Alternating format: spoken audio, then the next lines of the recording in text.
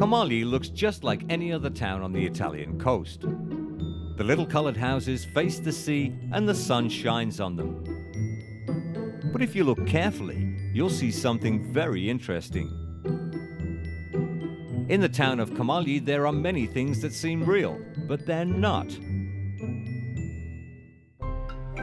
This fishing village near Genoa is full of trompe-l'oeil, a type of art in which nothing is what it seems to be.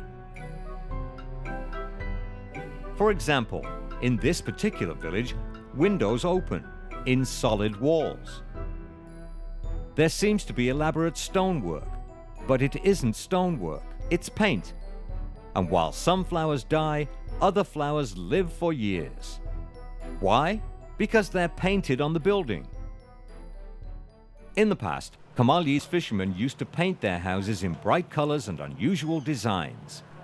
They did this so that they could easily see their homes from the water. Then in the 1700s, this style of art became a way to make small, simple buildings look grand and seem like they cost a lot of money.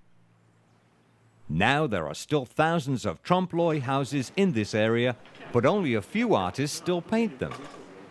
Raffaella Stracca is one of these artists. She learned this style of painting from her grandmother. Raffaella uses a mixture of old and new methods to create her work. You find a lot of these painted facades in the area of Liguria, a lot. But for a while, it seemed like no one was doing them anymore. It takes a long time to become a good trompe-l'oeil painter.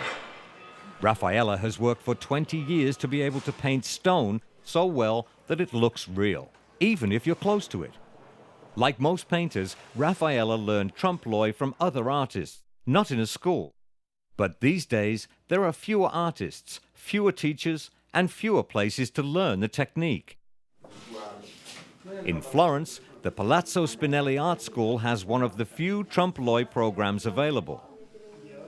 Painters work a full year to learn how to make everything from trompe-l'oeil stonework to fake doors. Even though most students aren't from Italy, they understand that the technique is a very Italian tradition.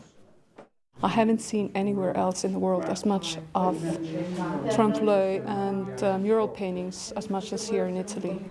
Carlo Pera is one artist who studied trompe-l'oeil and made a business out of it. His customers are often people who live in small houses or city apartments. They want to buy Pera's trompe-l'oeil terraces and balconies to improve the appearance of their homes. Carlo feels that trompe-l'oeil brings something unexpected to a new place.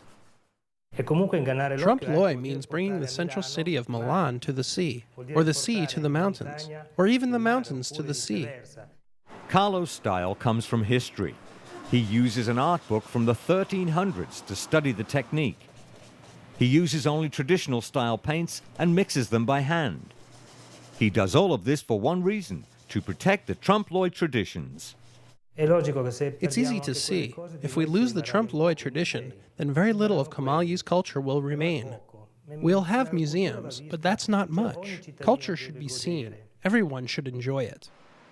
Fortunately, in this part of Italy, you can still see the local culture everywhere. It's in the street, in the bay, and in the cafes of the town. But remember, in Camogli, what you see might not be what you think it is. So don't always believe your eyes.